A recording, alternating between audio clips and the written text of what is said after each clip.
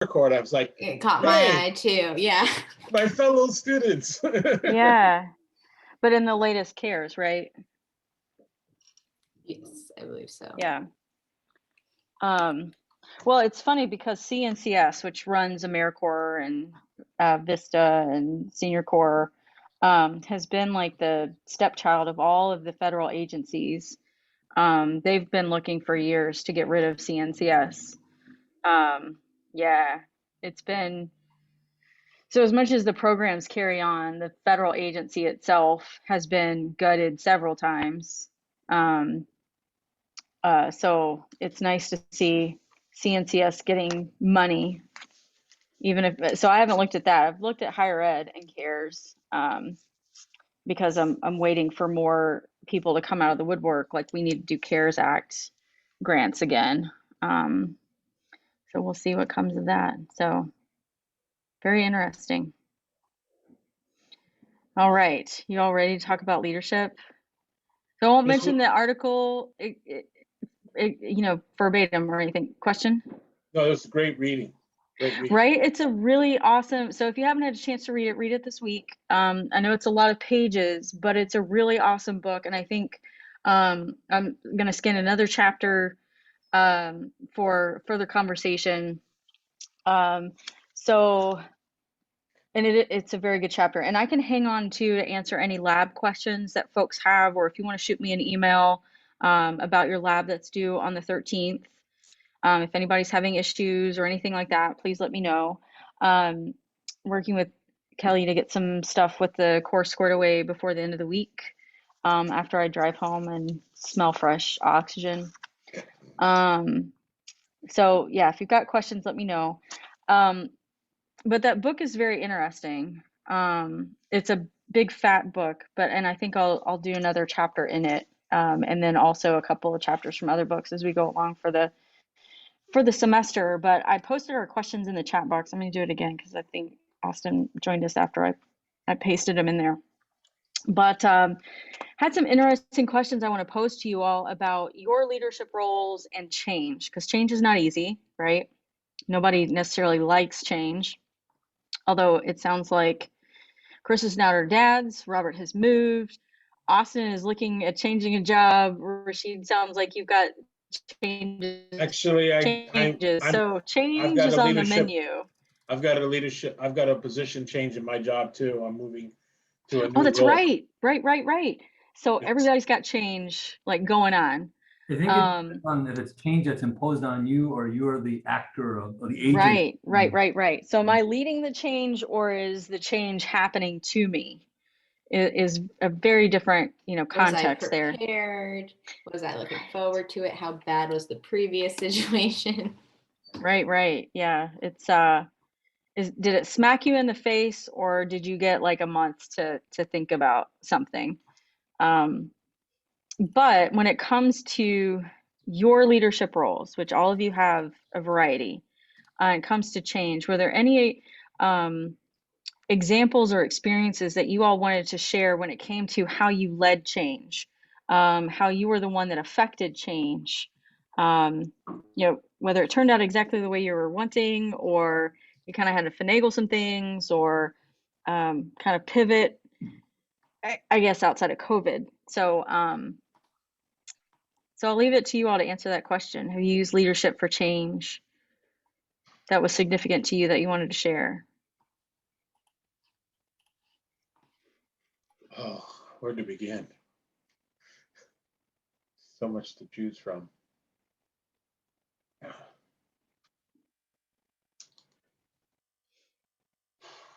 Are Carissa and Austin both in your AmeriCorps, or Robert in your environmental work?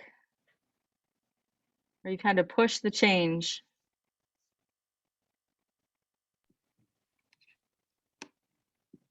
There have been many opportunities to do this that I have had.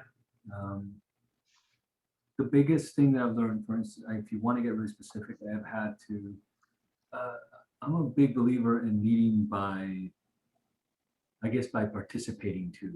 Not just example, but I'm in it with you. And so I've had jobs, for instance, I was a transportation dispatcher and during the recession, which was really a tough time. It's a long time ago now, it seems. And I was leading the staff of a lot of men, and there were, because of the recession, there were some changes to hours and to things, and it was very scary. And I think that I did it by I had successful things and unsuccessful things. So I've got all sorts of unsuccessful examples. I don't want to make myself look good either. I made decision. Unsuccessful things were things that I didn't include participation. I just made a decision. That's that. I just hate to say this, but I just cowboy my way. I hate when people say cowboy. I'm not gonna. But I just kind of just boom, you know. And someone, I remember a man named Ray, whom I respected a lot, in his 50s or something. And I was a man in that time, in late 20, almost out of my 20s, almost 30. And he said, he almost had like a teary-eyed look at his face, and he approached me, and he never later said, well, why did you, do this to me? Why did you do these changes to my schedule and into my route and everything? And I felt, first of all, I totally validated what he was feeling. And I told him I didn't understand what I was doing in terms of, I was working toward big goals, the big goals of the big plan, and that he happened to fit into this part. But I apologize because I didn't consider his opinion or anybody's. I just went with it. And I learned a valuable lesson in how to really screw up. And that's, even though it happens a lot in my job too, they do it all the time. Bam, there's a change and thank you, whatever. We pay you.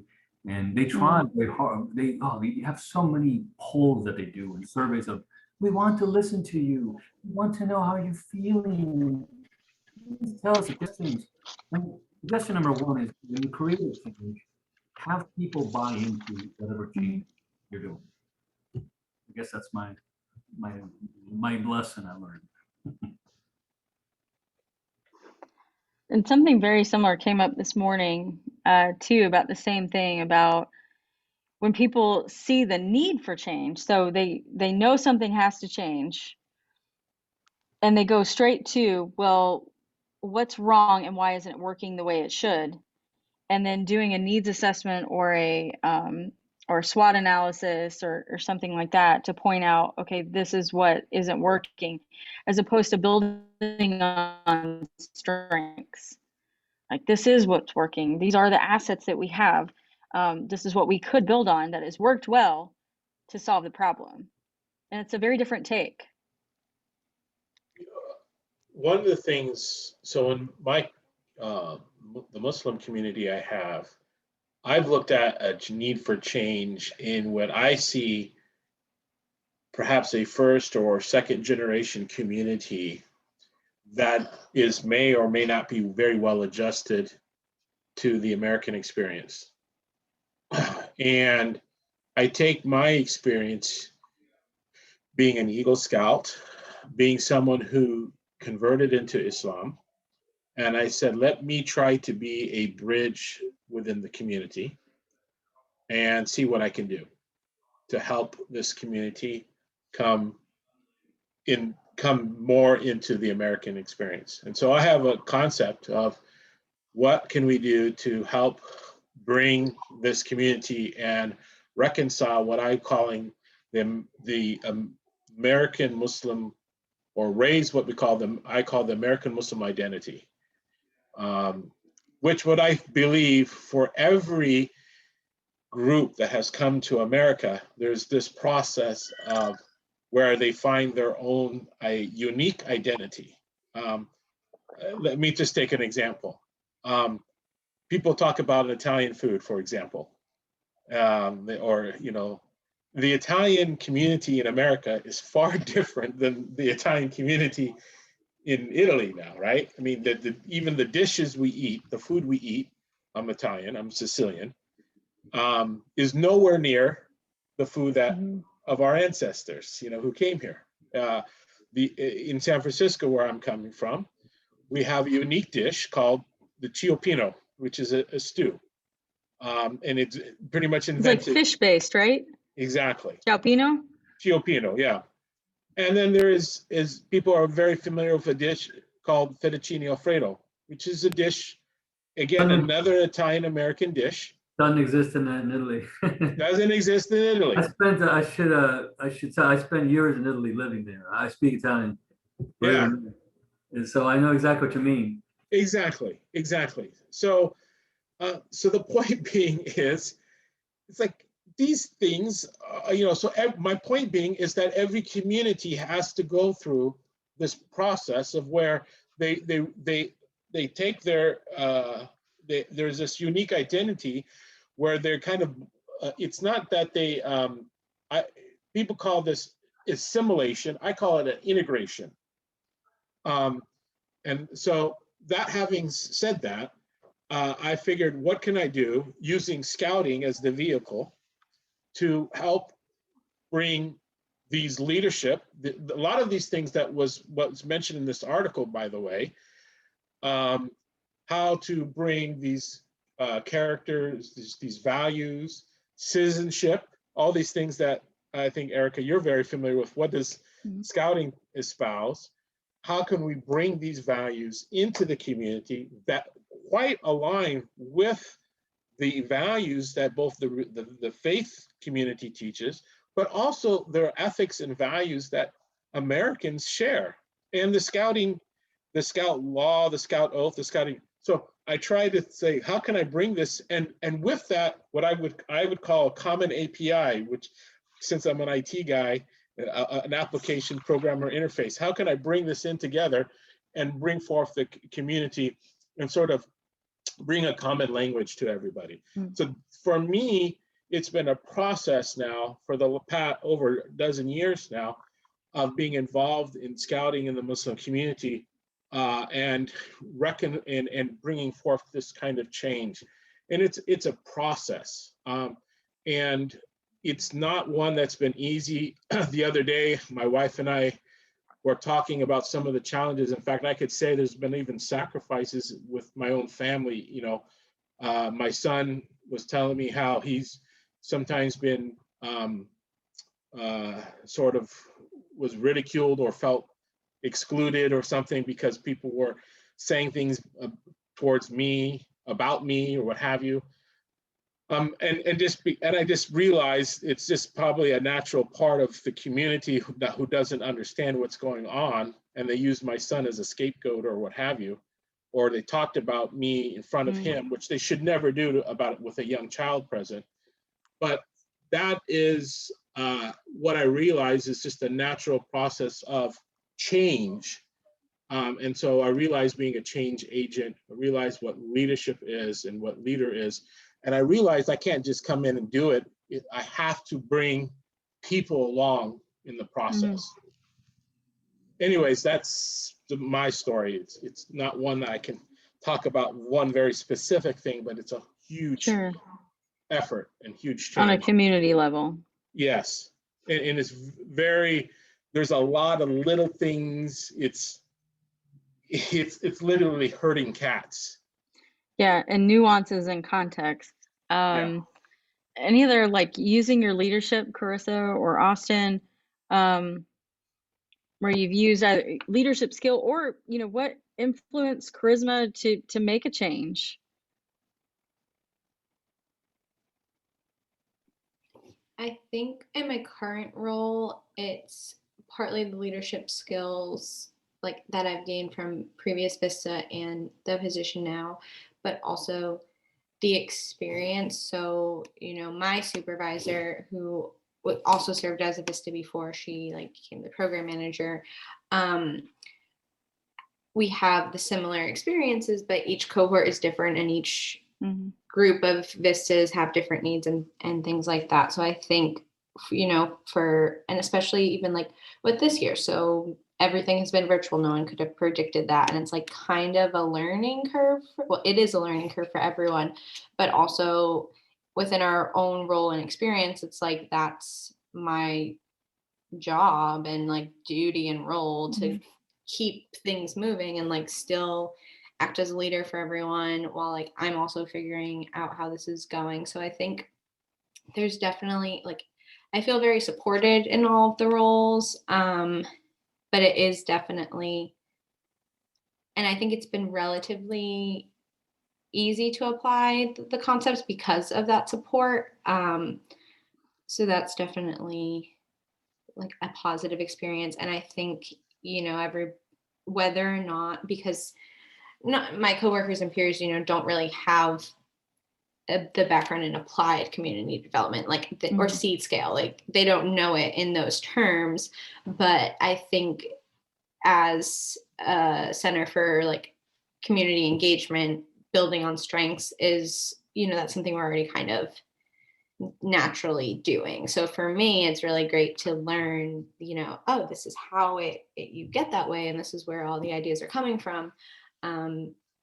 And whereas I don't also have all of that professional experience, but the colleagues that I work with do have a lot of experience and also in higher education. So it's been a good place for me to kind of have all of those things intersect. Awesome.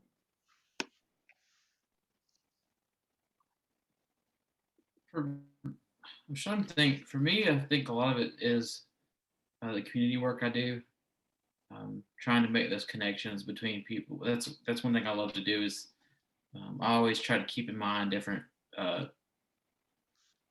people and needs. And so if I think of somebody that's wanting to build something or address something in the area, I know who to talk to, or who I know even if I don't know that person, I know who knows the person. So and I feel like a lot of change happens through trust building and community building.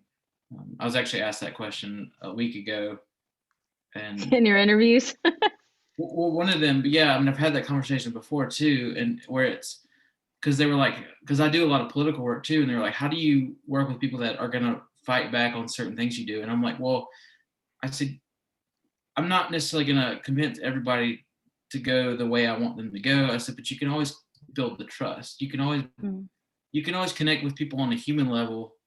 I always joke that everybody loves food, so you really can't disagree about sitting down for dinner. I mean, like, so there's certain things where you just have to, I think, like building change requires building that trust and finding things that everyone can kind of come together on. So that's something I've just realized in the past several years doing a lot of community work and like networking and stuff, is that just getting to know people is oftentimes one of the biggest. I do love that. I love that building change requires building trust. That's phenomenal.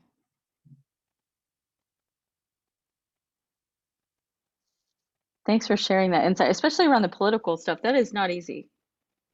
Yeah, it's not. And then especially with the group I'm involved with is we're very nuanced, and so we kind of make everybody mad at some point. It's pretty fun. So we like certain issues where we probably lean more conservative on, and then some we're more liberal on. So it's like at some point we call ourselves politically homeless. So that's essentially what we are. So, yeah, I'm learning that you can't please everybody in a lot of that work. You It's cannot. like you have your own mind. That's what it sounds like. Yeah, it's rare these days. Yes. Well, especially so North Carolina.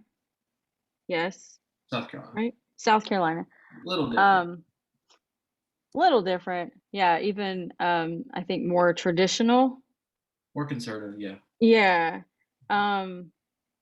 It's always amazing to me, like Kate and I were talking just about blue dog Democrats and yellow dog Democrats, and how so many people in red states might be registered Democrat, but might be fiscally conservative, and usually, or not, sorry, socially conservative, but not fiscally conservative. And so they'll identify with the issues on the conservative side, but fiscally, there's benefit with going on a more liberal platform. And it's amazing to me how politics work, especially just in Appalachia, regardless of the state. And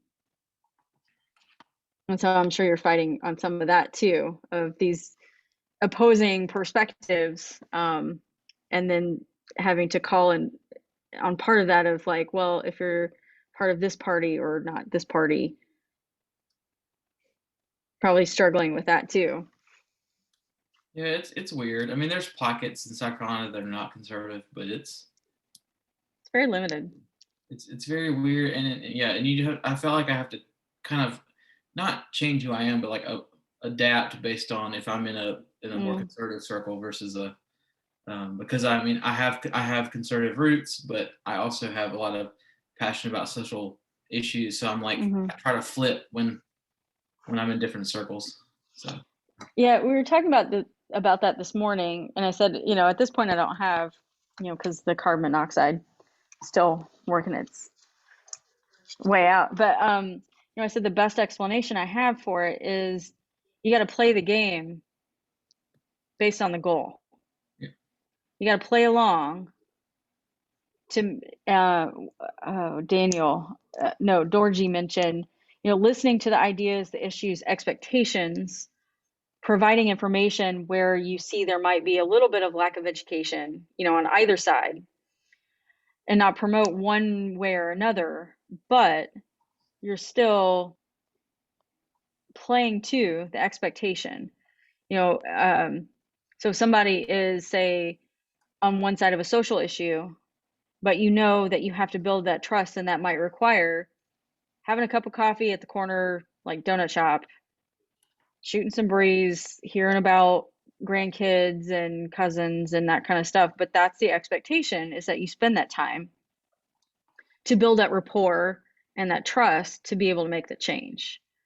Well, that's going back to our reading. I like the section about controversy with civility.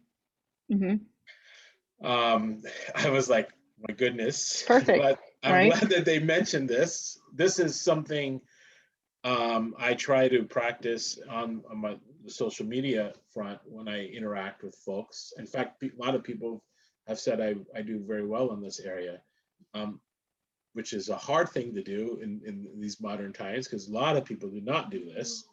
And some people may accuse me of not taking a stand. It's not that I don't take a stand. Actually, I do.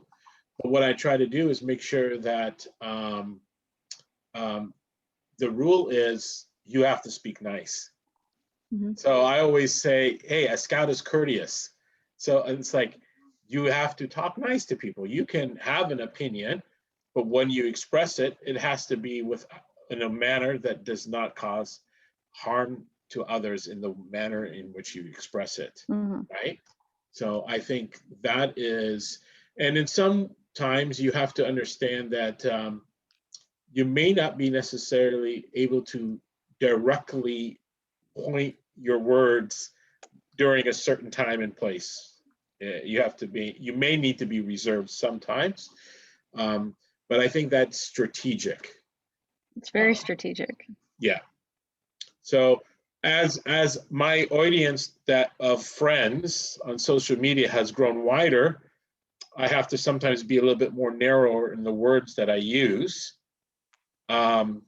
But that doesn't mean that I don't have, but I can still, but it does give me an opportunity to be broader in the message, in a sense that I can say certain things, like, for example, talking about sustainable development goals. But I just have to shape the words in such a way that they're not very pointed. Who was the one that Biden, for example, put up, but then he had to withdraw because she was using such pointed language on social media? Yeah, the woman for OMB. Yeah, I was so oh my God. Someone who works in grant management, I was very upset. Office of is it the OPM, Office of Personal Management? Yeah, no, Office of Management and Budget. Near Tandon. Yeah. Yeah. So she because she was a political pundit. She didn't know how to tame the tongue in her words. But at the same time, she's like, you know what? I'm good for this role, which she would have been phenomenal in that role. But she wasn't going to concede like her work. Like, yes, it was partisan. Yes, she called people out on the rug. But then, knowing, like, owning it. Like, if that's where I'm going to sit, like, and I'm going to be a pundit in this, and I'm going to take a side, I'm going to call some people out on the carpet, even of my own political party, I'm going to take that, I'm going to own it. And if that's going to be a problem for you all, for me to like do my job as OMB, then see ya. That's not like, if that's going to be a problem, that's going to interfere with me doing my job. So, but see, here's the problem. It does interfere with doing your job because it wasn't effective leadership. See, because effective leadership means being able to work with others, right? If you want to be a pundit, be a pundit. and stay there. Be That's the that hard radio part. personality who just lobs those things over the fence. But if you want to be an effective leader who gets things done, I mean, look, you know what they're saying about Biden right now? They're saying his silent way of doing business is getting a lot of things done, because instead of rah, rah, rah, rah, rah, he's just making things happen. Yeah. So yes, the word is, how effective are you? You have to know when to talk, when to say something, and when not to say something. And so yes, you can like, there was Well, a and time that's just when it though. I think she was saying what she needed to say in the moment. And if that was not going to be okay in a future change of leadership role, she owned it and said, you know what, if it's not, you know, I did this work, I did what I needed to do, I played that role. And yes, this would be a great fit. But if that perspective, that work, that language was not okay, I'm okay with that. Yeah. So my take on things is, you can say things like that, but you have to perhaps put it in a slightly different way, and people will understand it's a zinger, but it doesn't necessarily, it just greases itself in a little bit. I had a friend who once said to me, I think you raise a very good point, but we have to, and I absolutely agree about communication and finding common ground, and not using buzzwords that's just going to be horrible. However, I think leaders can be very effective and be absolutely, you know, terrible at communicating. I've had many great leaders that are just like, I mean, like my grandfather. I mean, they teach you by doing. There's a book called Horsemanship by Feel. It's a beautiful classic book. And it's got nothing to do, you think, well, what we're talking about, but actually it does. A lot of things with animals have to do with the way we present our leadership of them, and how we're going to. Now, remember, for thousands of years, that's how we got things done. Okay, we didn't get anything done if we didn't have animals. It was very hard. So we learned their ways. We learned, and we understood what to do. If we could do the same with humans, we get a long way instead of yapping at each other so much. However, I believe that the lady in question, she might have been a very good leader. Sounds like she would have been, but not a good politician. Not a good at the finer points of which I don't think. I think it's a political leader needs to be that way, absolutely. But a leader of, I don't know, weren't you in the military? You were in the army, right? And it's important there too, but in the heat of moment, it might be okay that there are just a protocol to follow, and that's that. You know, and there's a chain of command. Yeah, I had and that's the thing though with OMB though, with OMB, that is a checklist. You either do or you don't. Like this is how you spend money, and this is how you don't. Like it is very cut and dry. There is some nuance there. It's a matter of how much did my current communication influence whether or not somebody thought I could do that job. See, and the thing is, I had a friend of mine who once said to me, Rashid, you are a master of putting someone down, and they didn't even realize you put someone down. So you have to be able to deliver that zinger in a way that is so nuanced and so intellectual that the person who you delivered it to probably didn't even get the fact that you just did it to them.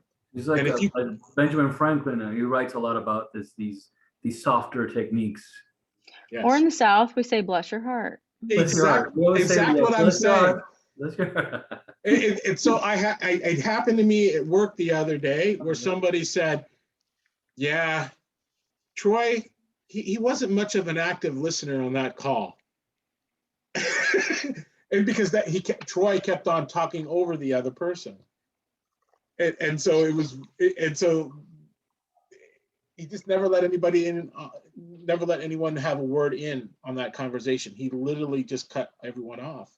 And so that was a really polite way of saying, Troy, you were a mess. Mm. So I want to pivot a little. So that was very engaging conversation, but I want to talk about our local communities or the context that we find ourselves in, the work that we're doing. Now that that's changed for Robert, that is kind of emerging for Austin and trying to change roles.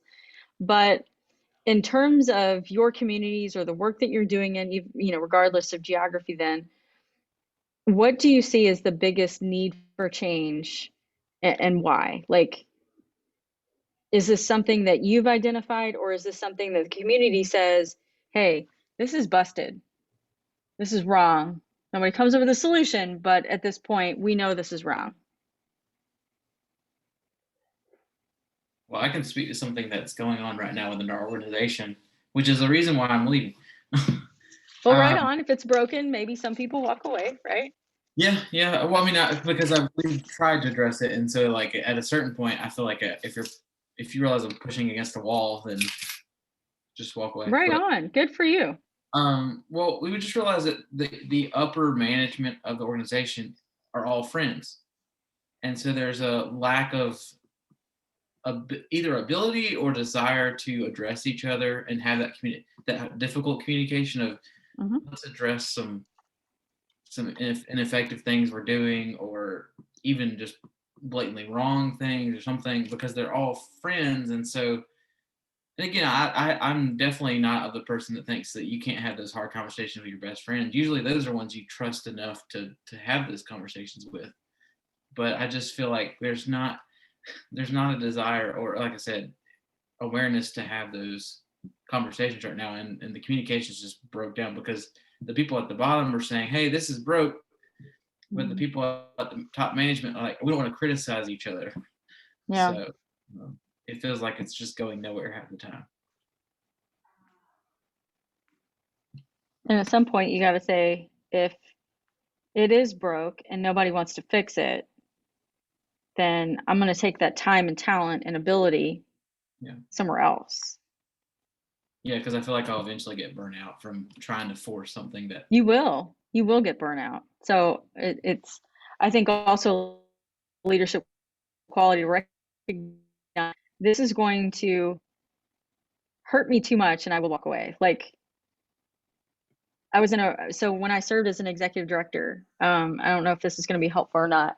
I loved my job. That was my career goal. I was like, I'm going to be an executive director, period.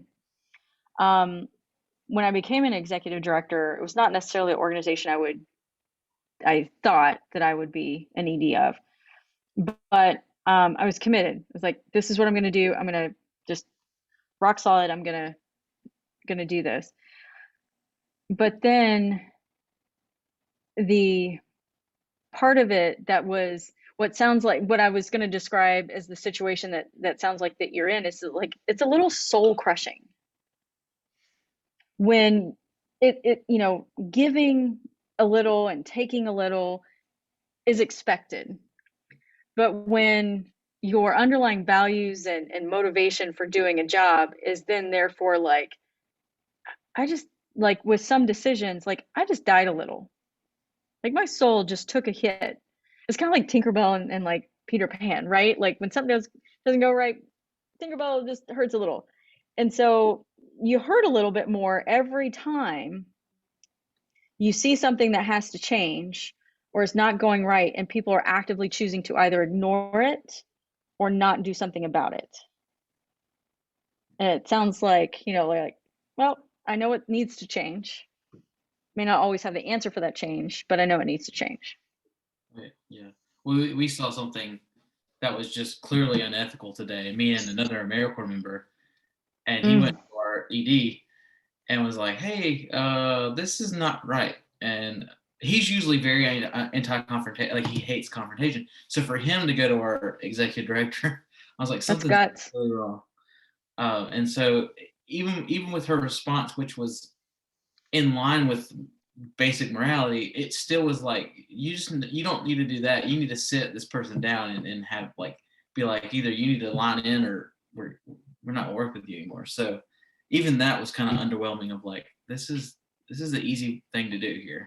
Well, there's always two things when you're in a situation where like you said, you're trying to affect change in your situation and you're not able to affect change, and you say, okay, I'm going to walk away.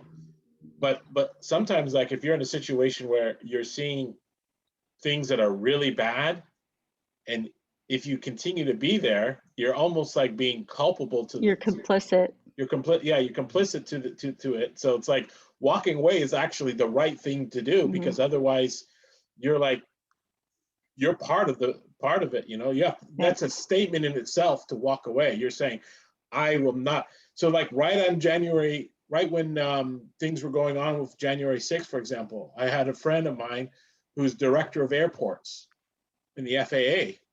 And when he saw everything going down, he's an Eagle Scout, a Silver Beaver. He's like, I resign. Peace. Done.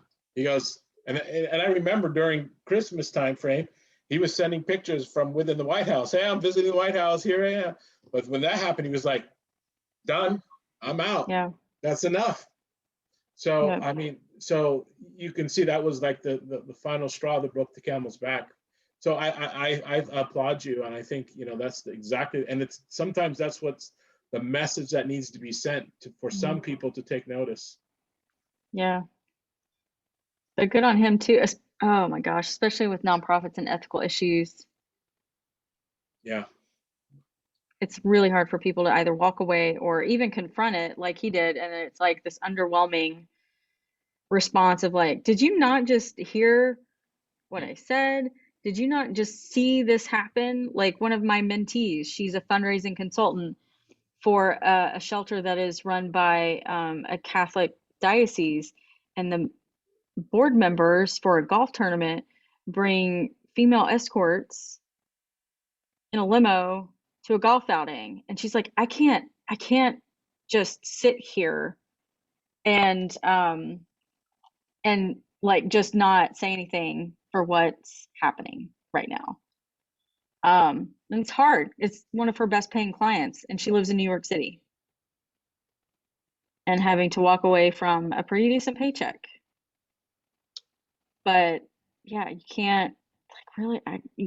Am I going to feel? So interesting what the discussion has kind of brought to surface. On the one hand, you had, you know, Rashid saying, well, you have to have this soft skill diplomacy. On the other hand, you got Austin and you saying, well, then there's this side where we can compromise, and there's so much to, not that you, Rashid, I'm not making you like you're. No, but there comes a point where you do have to say, right, that's right. it. And then when it comes to social change, and you're trying to, maybe you're part of a bigger organization, what's the greater good and all that, but the greater good can't come at a cost of, or maybe that's the ethical question of someone who is victimized or in some way rolled over, and that's hard. It's easier said than done. I'll tell you, I've been there too. It is very difficult to make the decision when you're being bossed or pressured to do. Like for instance, in that job I mentioned, I really quickly share. They asked me, one driver, they didn't like him so much, and they asked him, he had an accident in his ambulance. It was, and they said, well, you know, can you find something, you know, to fire him, you know, and that was from a big boss, and I told her, no, I can't, you know, and I won't, and that's that. And Well, Robert, you can. I mean, and it's unbelievable. So as to not fill his claim, his disability claim. So you find yourself in real life situations where, I know I've always remember that, because that was like I'm gonna pray, and she just backed down and never brought it up again. Nice. So Robert, you know, too, when you do take that consistent behavior, which was another one of the things that we read about, when you are consistent in like, let's say soft skills and that sort of, but then all of a sudden you break and you say, that's it.